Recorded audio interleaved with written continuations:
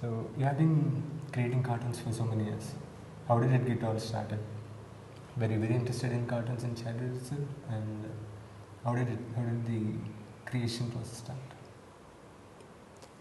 Actually, I would call this an accident, a very pleasant accident, if you can call that. I didn't start it out as a cartoonist in the first place. I used to draw from childhood. That was my only interest. But when we started going to college and all that, um, I used to do painting and all that. So I wanted to illustrate and I wanted to draw. That was my only passion. Okay. Then I got in touch with Vigadan. They said, your lines are good, why don't you do cartoons? That was the beginning.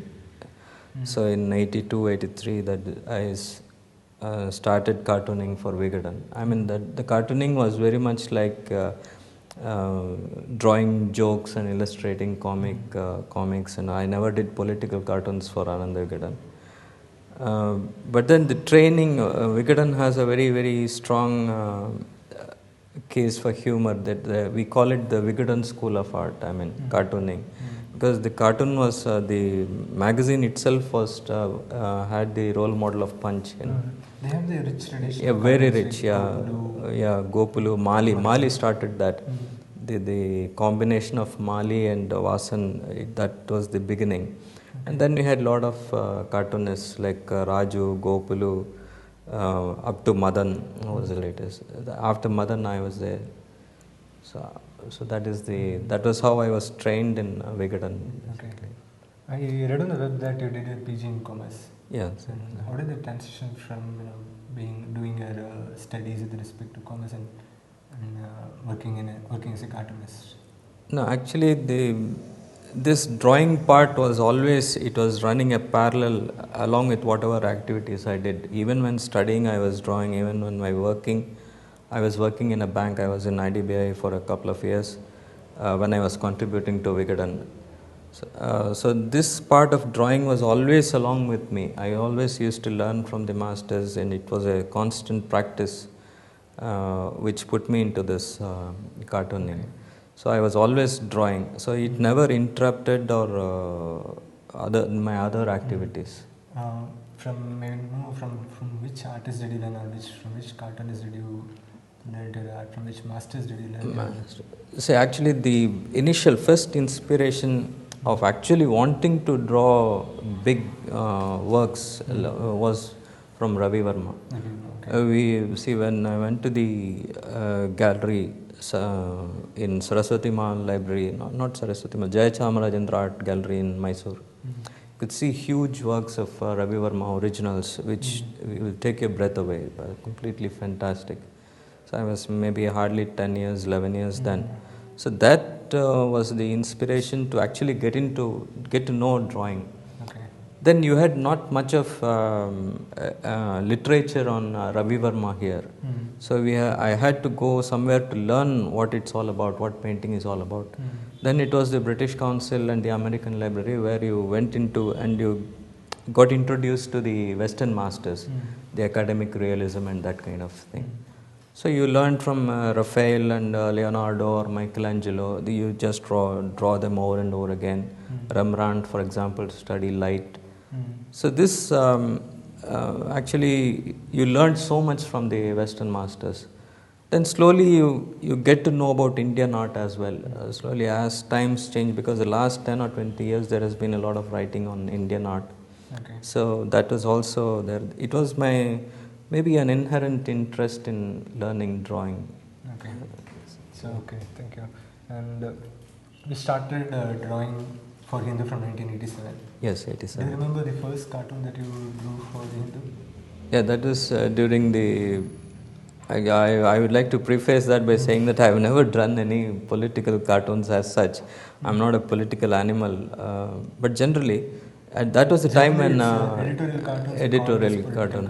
The first cartoon in Hindu was like this. I just applied to the Hindu. I was working in IDBI. I never intended to join the Hindu and all that. I just said, give me a break. I sent some samples to them. And that was the time when the tussle between Rajiv Gandhi and Zail Singh was going on.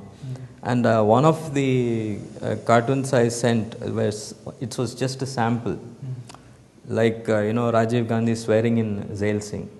So that was the cartoon. That was my cartoon, and it was published.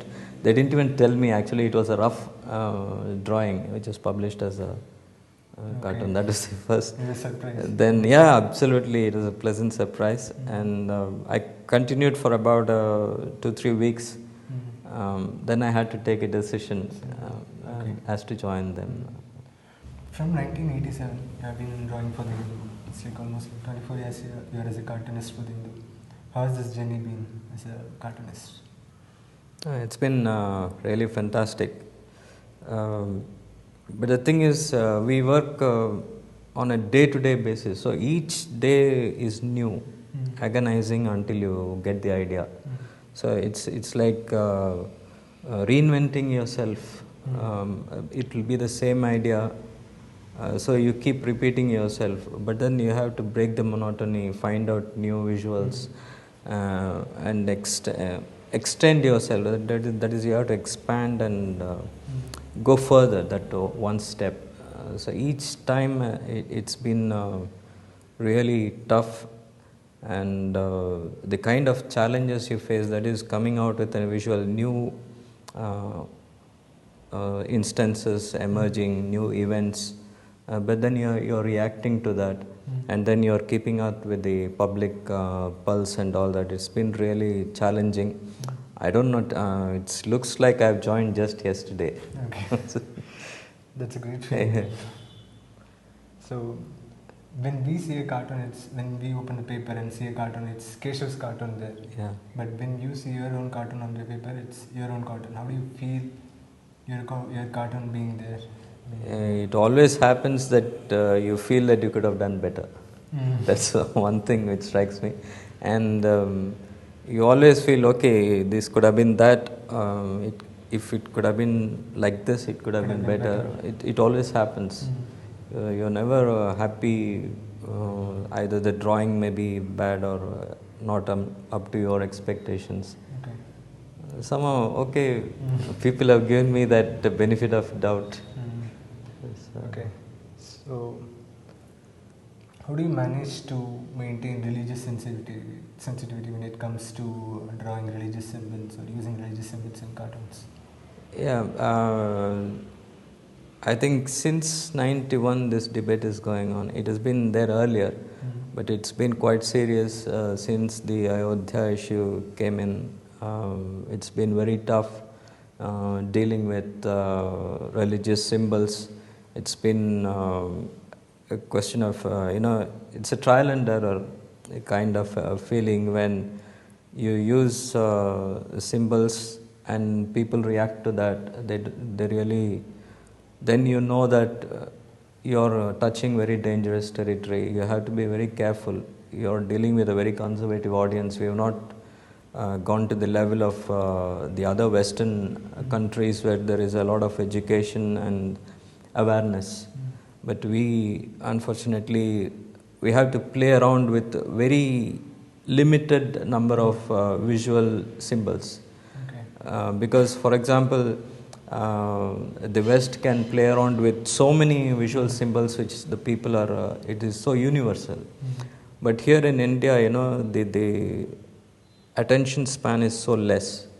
They understand very few symbols, and that too which have been almost become a cliche now. So you have to play within the cliche, and the only advantage is you can play around, or you can reinvent the cliche, extend it, expand it, the cliche, and try to make your own. That is the basic thing is communication. So you have to communicate to the people, even the very, very sensitive issues, without hurting anybody.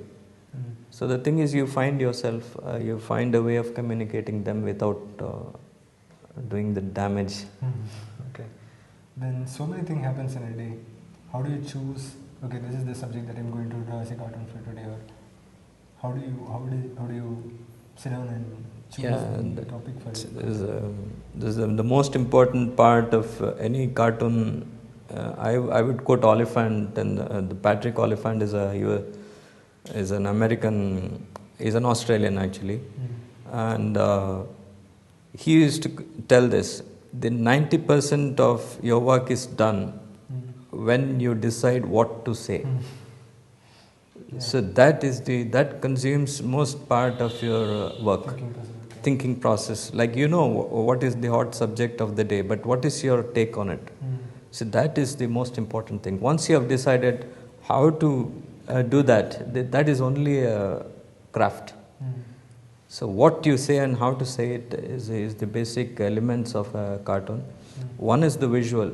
Once you are in the thinking process, everything falls into place. Once you are inspired by a particular idea, then visuals fall into place. That's a very rare occurrence. Usually when in very, very hot subjects, it falls into place. Sometimes a recurring idea, it may take weeks. When the idea you think that the visual has fallen, it's correct, but something more is needed. You wait for that idea. The caption has to fit in. Yeah, it has to fit in, or something more needs to be done. You know, it's half, it's not full. Then you wait for the moment. Then Wait for inspiration. yeah, sometimes it's just spontaneous. And usually those ideas click. Ones which are very spontaneous, they click. They click, okay. Plus the timing. Timing is very important.